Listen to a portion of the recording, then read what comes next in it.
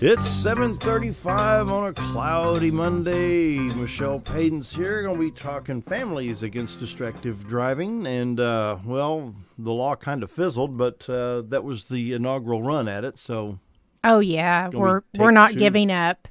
And, you know, someone mentioned to me, just because there's a law on the books doesn't mean it's going to stop people from doing it.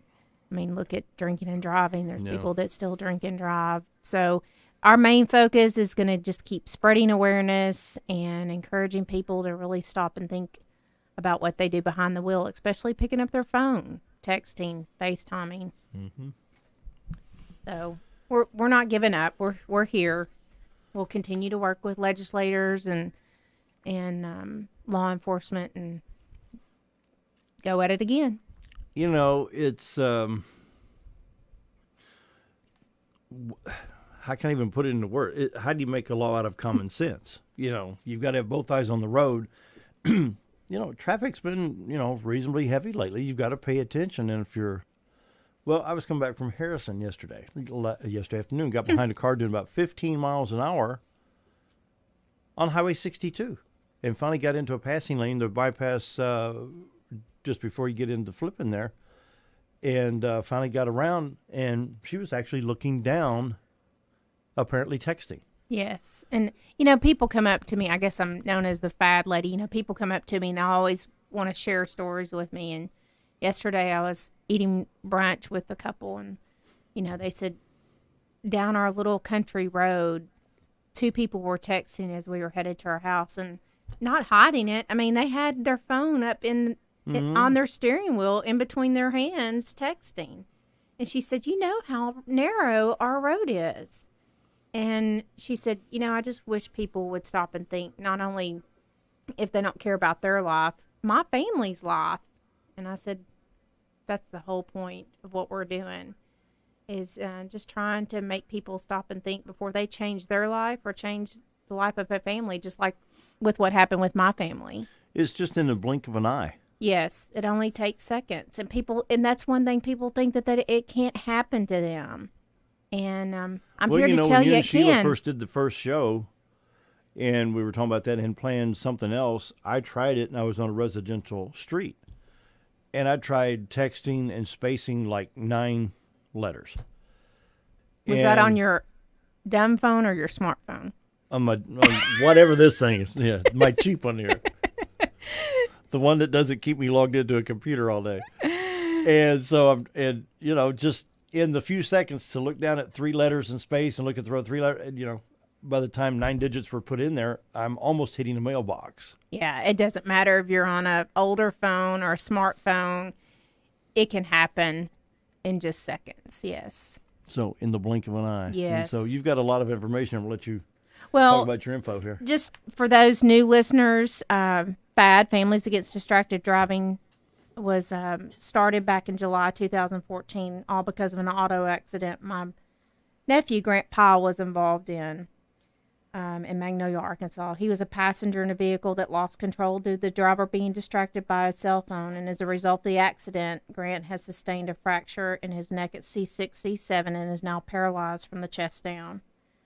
He was 17 at the time of the accident, just a couple of weeks into his senior year. He's one of the top 6 male swimmers in the state of Arkansas, and Henderson and OBU and Arkadelphia both were prepared to offer him a swim scholarship. There again, life can change in seconds. Blink of an eye. Blink of an eye. And he's, after spending about 4.5, 5 months in children's and then doing some additional rehab, he's in college and living his life, but totally different from whatever, he and his family members imagined. So it's been a struggle, and it's been something that, I wouldn't wish on any person or any family to have to go through. It's a nightmare. How's his attitude? Is he happy, cheerful, bitter? I'll be honest with you, he's probably accepted it a lot better than I would have ever accepted it. He plugs along. I mean, I'm not going to sit here and lie to you and tell you he never has a bad day, but I think he takes it all in stride and just continues to hope and pray, and as well as all of us, that something will come about and he's able to to gain more independence. I mean, he doesn't even have his fine motor skills. He can't turn a page of a book. You know, he has to have accommodations in college to help him take college classes. So we're just really continually looking at all of his, you know, rehab options, and looking at Craig in the summer. He'll be going out there to be evaluated in June, and hopefully they can do some more rehab with him and get him more mobile. Wow. On the distractive driving issues, you know, cell phones are not the only thing. There's, Nope. you know, changing the station on the radio or the CD or the MP3 player. Or Well, there's actually 3 different types of distracted driving: visually, taking your eyes off the road; manually, taking your hands off the wheel; and cognitive, taking your mind off driving.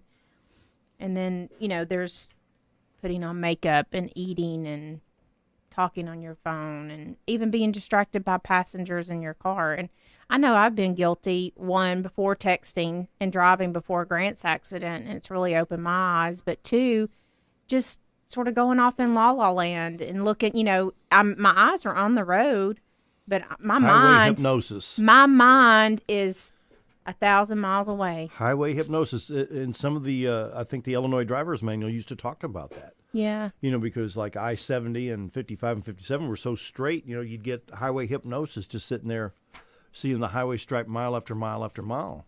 And then, you know, we're all living life in the fast lane, you know, instant information, and got to get somewhere quick. And a lot of us are sleep deprived, and we're behind the wheel, and we turn on the radio, or, you that's a know, good point. you know, we try to do things to keep us awake. And, you know, it's just, we're always doing something behind the wheel, whether or not we stop and really think about it. You know, I mean, I've been guilty of just trying to stay awake and doing things to keep me awake. So. I never thought of that one, but yeah, wow. You know, that's a totally another different study right there. You know, like what's those 5-hour energy boost? Yes. And coffee and Mountain Dew and everything else. Oh, yeah. I can't imagine how much coffee I've drank in my lifetime. Each day in the United States, more than 9 people are killed, and more than 1,000 people are injured in crashes that involved a distracted driver. 9 a day? 9 a day are killed. That's some alarming stats. And that's specifically because of distractive driving of one. All encompassing. Inclusive, yeah. You know, I mean, it's everything. It's not just phone.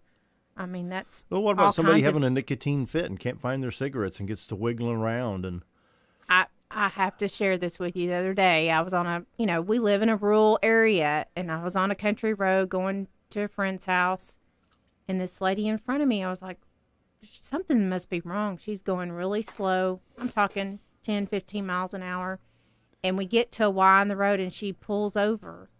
And I look over just to make sure nothing's wrong, and I was going to stop. She had a cell phone in one hand and a cigarette in the other. Oh. So I guess she was driving with her knees.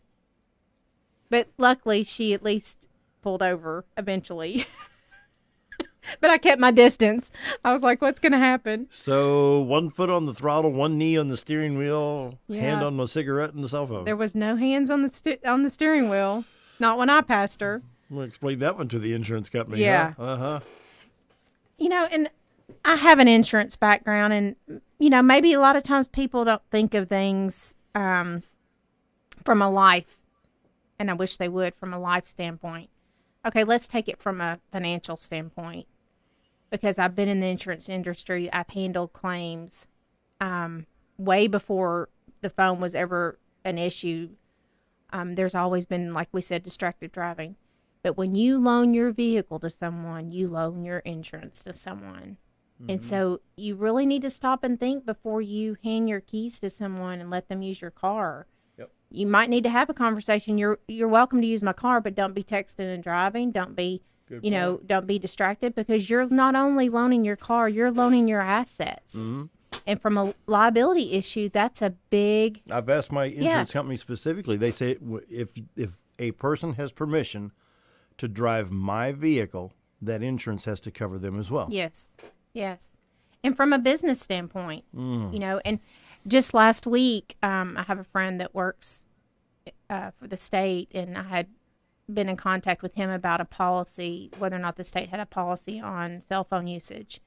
And prior to us testifying in front of the legislative committee about the distractive driving bill that we were trying to get passed out of committee, they did not. They did not have a policy on cell phone usage.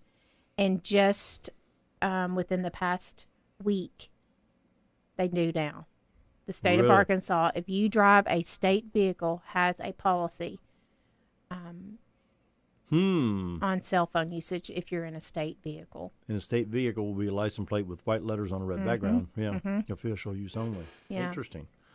So, from a business standpoint, you need to look at your business. If you own a business, you might need to look at implementing a cell phone policy usage form for your employees and let them know what your expectations are, and that it could even mean termination if they're in an accident while using their cell phone, because that puts you at a big liability risk. It really does.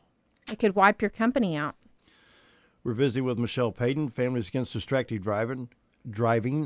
Go to Facebook, type in FADD, no periods, and take a look at the Facebook page. We'll be right back after this. Got to take a